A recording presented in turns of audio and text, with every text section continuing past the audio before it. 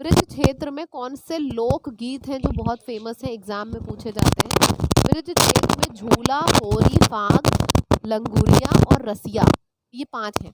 अब मैं आपसे कहूँ एग्जाम से एक दिन पहले ये 5 याद कर लो, तो याद नहीं होते हैं, पर हम इसको ट्रिक के थ्रू तो कर ही सकते हैं। कैसे करेंगे ट्रिक के थ्रू? ब्रिज के कौन है, आप बता दो। अगर आपने जवाब दे दिया ब्रिज के कौन से भगवान है, तो आपका ये सारा क्लियर हो जाएगा। ब्रिज के भगवान है कृष्ण जी।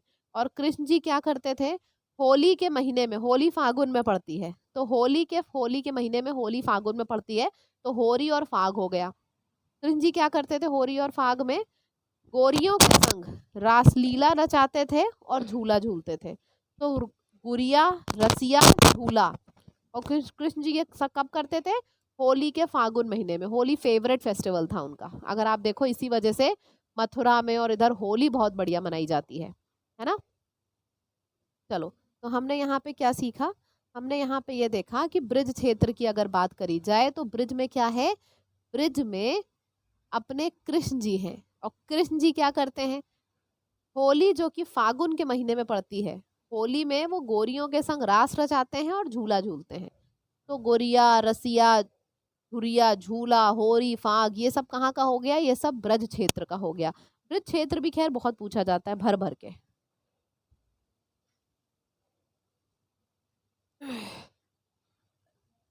अच्छा, इसमें एक ये बहुत इंपॉर्टेंट है, बुंदेलखंड में आल्हा, ये लोक गीत है बुंदेलखंड का, ये काफी बार एग्जाम में आया है।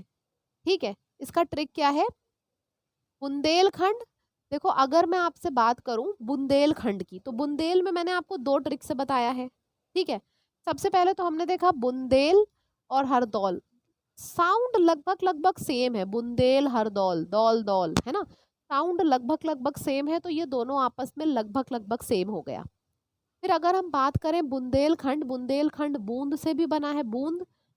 और हम आपसे कहें, जैसे मैंने आपसे कहा कि यार यहाँ पे बहुत सूखा पड़ा है, तुम सब मिलके बूंदे गिरवाओ, तो क्या गिरवा पाओगे? नहीं गिरवा पाओगे। क्या कहोगे?